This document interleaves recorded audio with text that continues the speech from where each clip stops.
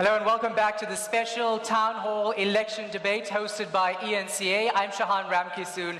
Thank you so much for joining us. We're in KwaZulu-Natal, the Zulu Kingdom. We're here to hold provincial leaders accountable, ask them the questions we want answers to as we go to the May 8th election. Before we went to break, there was a point raised about this being a so-called fake freedom that we're living in South Africa, raised by Busi Khoza from the EFF. I have asked our panelists to respond. One more reaction to that from the IFP's Mr. Velian Kosini Tlabisa. What do you have to say about that, especially since there's so many people who died for this freedom? There's so many people who work so hard to try to ensure that there is economic emancipation for South Africans. Before I respond to that one, let me respond to what was said by Sihle Zigalala. In KwaZulu-Natal, the IFP has been chosen most by the people of KwaZulu-Natal in the by-elections that has taken place after 2016. Let us go to Mtubatuba. What for was an ANC ward, it was won by the IFP. Go to Chozini. The Chozini by-election was an ANC ward, was won by the IFP. Go to Mlalazi.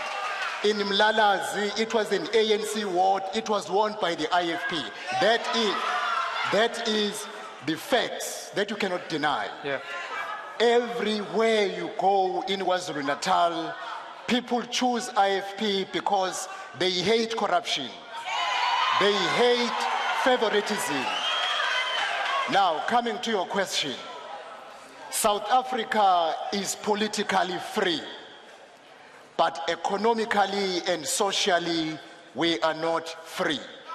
It is up to the people of South Africa that now the struggle should be emancipate or liberate our people economically as well as socially. One, by removing people who are corrupt in power, because more money is going on state capture.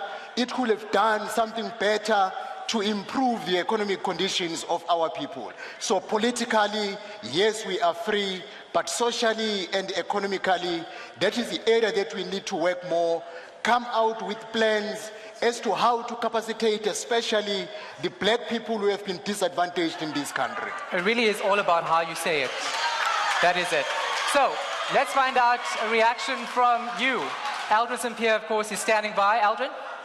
Well, Shahan, tell you what, that hashtag eNCA Town Hall debate is currently trending on Twitter. Thank you so much for being part of the conversation. And just taking a look at one of the tweets that came through from Ed Spindile, who said that, I'm just writing and waiting for the questions that will be coming from the floor. Shahan, those questions will not be coming now, but they'll be coming in the next segment. What we want to do now is to give an opportunity to other political parties that are not represented on the panel. As we know, of course, the IEC had said that this year we have a record number of 48 political parties that have registered to participate in these elections and vie for everyone in this hall's vote. Let's first start with the PAC. We have Babulinda Ndebele. You can go ahead, sir. Thank you. For starters, we would like as the PAC to send our deepest condolences to Ubaba Umntwana Umangosutu Buthelezi for the loss of Mama Irene Buthelezi. For the PAC commits to the people of KZN that if you vote PAC, you are rest assured that your land will be restored to you.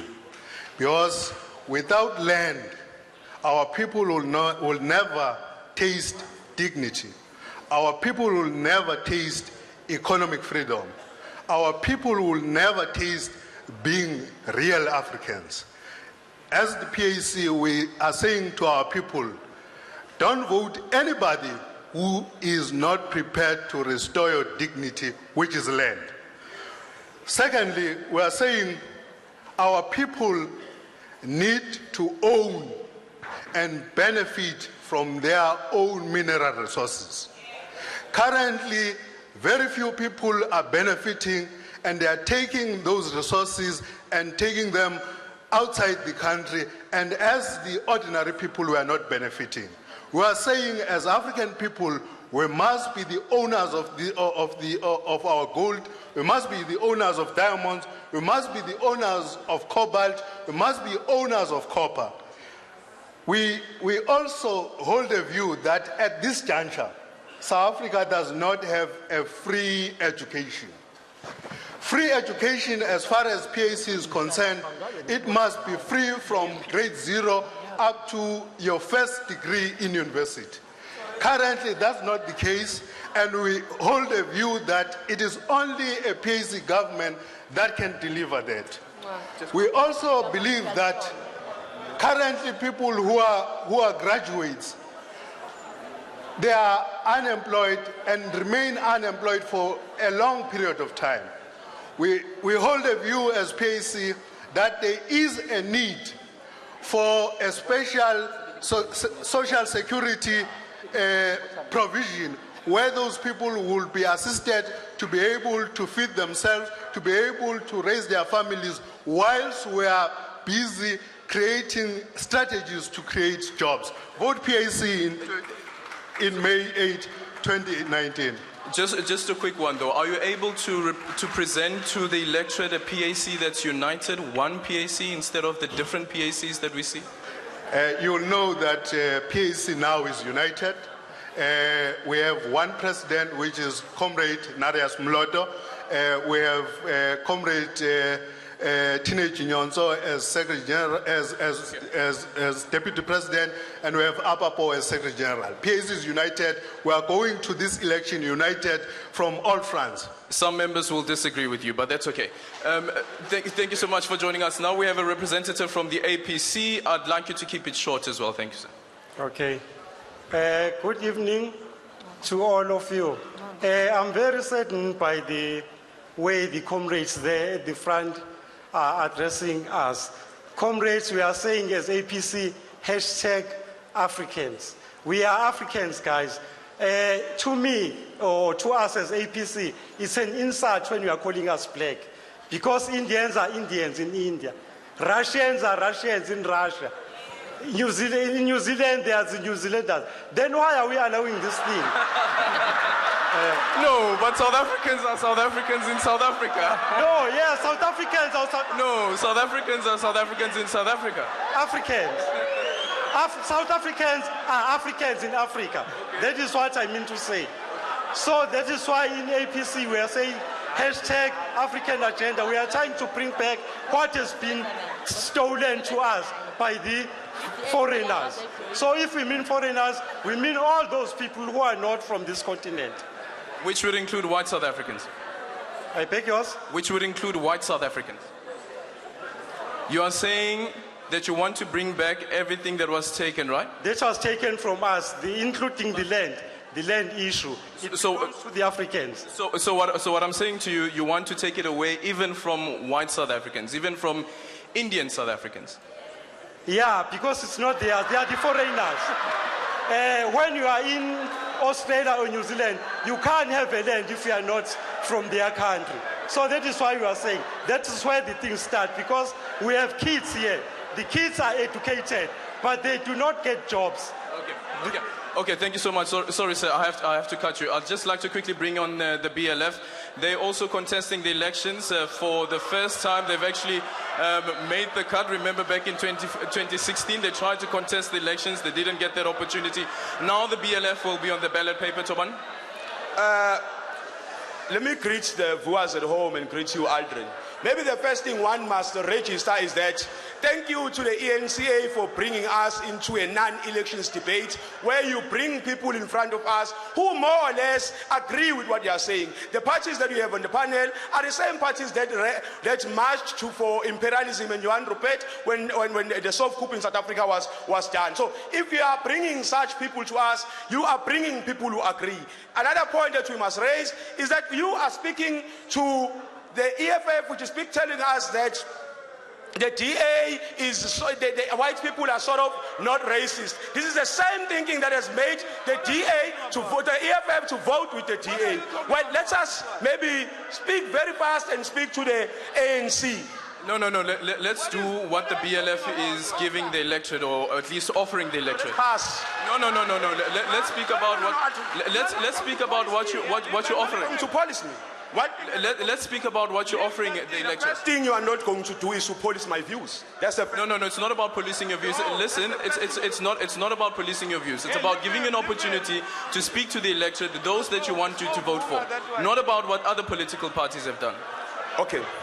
The first point that we are raising to the people of South Africa is that it is high time, after 25 years of so-called non-freedom, of piece-by-piece freedom, of no dignity at all, it is high time that we be realistic and we demand the impossible. And one of the things that we are raising to the people of South Africa is that it is high time that we have become very serious about land expropriation and compensation, which is the first point. We become very serious about radically transforming the economy of South Africa with regards to one of the pillars being the nationalization of the South African Reserve Bank, the establishment of a state bank, and the centralization of the issue of our people getting jobs, making sure that we are training our people, and if we can't train them, make sure that every person in South Africa has an income. These are the things that we must go into this election with raising, because if we don't, then we're going to have another 25 years of so-called non-freedom, where the likes of Helen Zille can be racist in South Africa. Continuously, those who claim to be for black people will continue giving power to the very same people, and then come to our people to say they don't believe in racism. In the same vein, those who continue to say they believe in land compensation will go into parliament, lie to our people for a year, and tell us that there will be land compensation, and thereafter, after a year, dissolve parliament without giving our people dignity. We are saying to the people of South Africa, for the past 25 years, you've had politicians lying to us. It is at high time that we put into parliament revolutionaries who will put black people first and make sure that at first and foremost, the land question becomes primary. Okay, Toban, I'm sorry, I have to cut you. You've made your point already. Right now we have Babu Ntlantla Buthelezi from the PRM. Can you just quickly introduce us to this party? I've never heard of it before. Yeah, it means you are not a South African if you don't know PRM. PRM is a political movement registered with the IEC, contests the elections nationally and in some provinces. As long as South Africans forget that the time for the white hegemony, whether they use African people, has gone. From 1652 to 1994 is gone. From 1994 to date, we are ruled by the party that does not concern us, because it does things the way it thinks, not the way people want. As the People's Revolutionary Movement, we believe that the land is owned by the kings and queens on behalf of the native Africans, and it belongs then to all of the who live in it. But the ownership, we cannot live in a country where there is no ownership. The owners of this country, of this land, are the kings and queens and native Africans. The rest, they belong, they don't own. So what about those who occupy that land? They belong. They don't. So they can never own that land? They never. The three ships, the Portuguese ships that came here in South Africa, did not carry land along. They found us.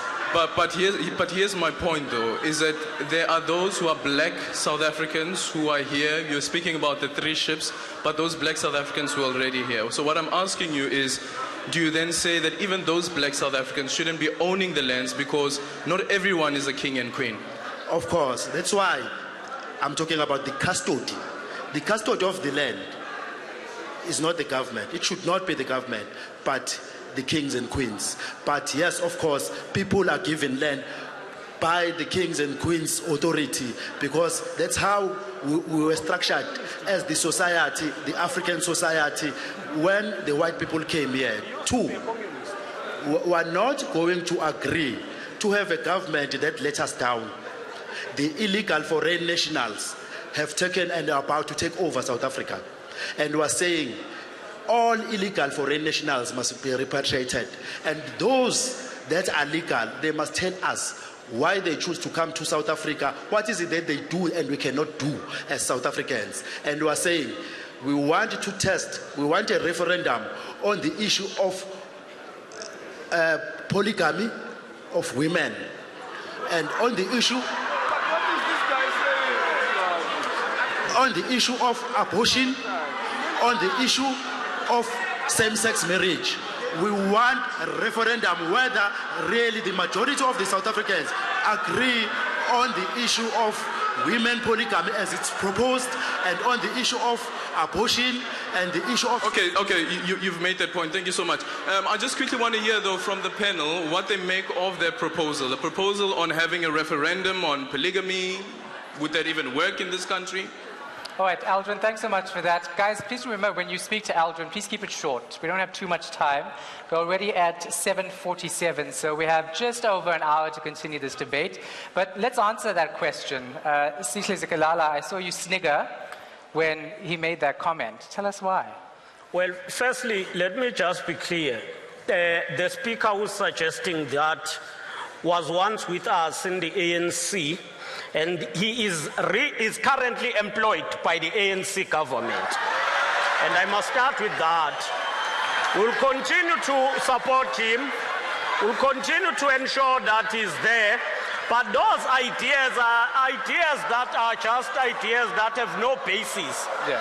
There is no society that has ever tested that thing, and therefore there is no need of that referendum. In fact, that view is not shared by even 5% of the South Africans. It is his own view. He has a right to have a view as a person, but South Africans from across political spectrum are not in support of that view. So let's talk about smaller political parties, because some of you might dismiss them as being small and powerless, but when you need a coalition government, you go to them. So how seriously should South Africans actually take smaller political parties, a couple of which we've heard from today? Look, as I said earlier, I think it's very important to say, right now South Africans have only two choices. Either you want to maintain status quo of corruption in South Africa, or you want government that will bring change. So the point here is, only DA is able to ensure that we cut corruption and create jobs. Okay. Now, I've heard your corruption speech already, will never right? help South Africans. No, that's not the question. Let's try to stick to the question, because I've heard your anti-corruption speech from the start. I want to know, how powerful do you think smaller political parties are, especially when you as the DA rely on them when you want to govern a metro, when you need them for that coalition? Look, all South Africans have a right to contest elections. Smaller parties are contesting elections. But all I'm here is, I'm not here to talk about them. I'm here to talk about the DA. Well, we've just heard from them. Giving it off of a DA. I'm saying to you, I can only tell you what DA is offering, because the South African will have a choice on the 8th of May whether they want to allow the current status quo, because if you vote smaller parties, it's a waste of a vote. That's my view. Is it a waste of the vote, Only DA is capable to bring change in this country. Is it a waste of the vote when you rely on those smaller parties to join you so that you can take over a municipality? It doesn't make sense what you're saying. That is part of democracy. Because you need those smaller political parties when you're struggling and you don't have over 50% to govern. You need them, and now you're dismissing them and saying that we don't need to vote for them. It's a wasted vote. That's a discussion we have after election. I'm saying right now, South Africans have a choice to bring change by voting DA. But after election, you always have engagement with all opposition parties, because end of the day is, I think all of us here, we agree that the current status quo can't remain as is. We have to build future for our country. And to do that, we have to vote for the DA. I think that's very rich coming from you, especially from the DA. Let's move on to you, Mrs. Miani. How do you feel about that? I think it's very important to acknowledge the fact that when you talk about the small parties, you are also acknowledging the fact that we are living in a diverse country. That means that we have people who have different views. Of my surprise that my colleague next to me from DA is saying that having the small parties is a waste of time. The very same small parties that they ran to during the coalition government, which to me it's very confusing, but however you understand how the DA leaders are. It is very important to allow the democracy to prevail, because at the end of the day, people might have the different choices. So it's part of democracy. All right, let's move away from that. Mr. Swabisa, I want to ask you about the IFP going into this election. You've only ever had one leader. You're going into this election with that one leader, but he says that he's going to step down after the election. We'll have to wait to see if he actually does it this time. How do you want South Africans to vote for the IFP not knowing who's going to lead this party after the elections? The IFP was clear and made a public statement that it has one leader for now, and in July, the conference will sit to elect a new leader. In every organization, I think if you look at the IFP as of now, is the only party that has a united force under one leader. There is a bigger political party which somehow has two presidents. Now, the issue of who is leading the party, the IFP is clear and unanimous, and is also clear that after the elections, it will sit for the conference to elect a new leader. And through the by-election since 2014, it is on record that the IFP has been performing better than previous time after every by-election under the same leader. But on the issue of the smaller parties, the IFP believes that the smaller parties have a right to exist and hold their views. Their views may be correct the way they look at them. We will not ignore what they raise. Like, for instance, if they can raise the issue of crime, that is the issue the IFP believes must be open to a debate, because the death toll in our country is alarming. So you'll agree People with them die on even for that 5 rand. You have the same ideas on. Let's move on to the EFF's Vusi Khoza. Mr. Khoza, you've been very silent here after that opening statement from you. Tell me, how do you position yourself as the EFF in this election? Because you're no longer a new kid on the block. You're no longer that party that's going to have a coalition with the DA to form a government in metros. How do you see yourself going into this election? Going into these elections, EFF is seeking to achieve two things. We are not going into this election with the back of our mind, a coalition. We are going for a kill. We are going to be a ruling party in South Africa. That's our first point. The second point is that we are going to deliver in the main two things. One, we are going to make sure that what we started on the issue of land, before the EFF came into the scene, everyone was silent on the issue of land because ANC sold out and DA was happy enjoying the fruits of the stolen land, their constituents. We are going to, what we started, we are going to complete what we started in delivering land to our people. How so? By expropriation of all land and put it under custodianship of the state. That's one. Number two, we are going to ensure that all the mines are expropriated and are put under government. We are going to make sure we build state capacity and we abolish tenders, because it is these tenders that have corrupted all this lot here. The ANC right now with Bosasa, it's because of tenders. We've got prisons full of people that are not supposed to be there, because Bosasa must count heads, how many heads to feed, so that they can build a government. You get the state, if you go direct to the shop, you buy bread for 14 rand, but Bosasa supplies bread for 100 rand in the prisons, because the ANC must get a cut and a kickback. So we are saying, lastly, we are going to make sure that we create permanent, solid jobs and deal with unemployment and make sure that the black person takes center stage. We are here for the black child, unapologetically so. Unapologetically so. So, tell me, are you unapologetic about the caliber of leadership, your leadership of the EFF in KwaZulu-Natal, given that you have a suspended sentence, of course, for public violence and attempted assault? Let me tell you what happens. I was convicted for conspiracy to commit public violence. You see, this government, what this government does, when they want to suppress a divergent view, when they want to suppress dissenting voices, they will charge you for public violence. As we speak now, Umlungisi Ngubane was shot for demanding free education. Bongi Nkosi Kanyile is serving a sentence now, house arrest for 5 years. For what? Demanding free education. By who? By the same government that says they've given us free education. Free education where? So it's a way of suppressing dissenting views. So you talk about this government, but the reality is that you were part of the ANC.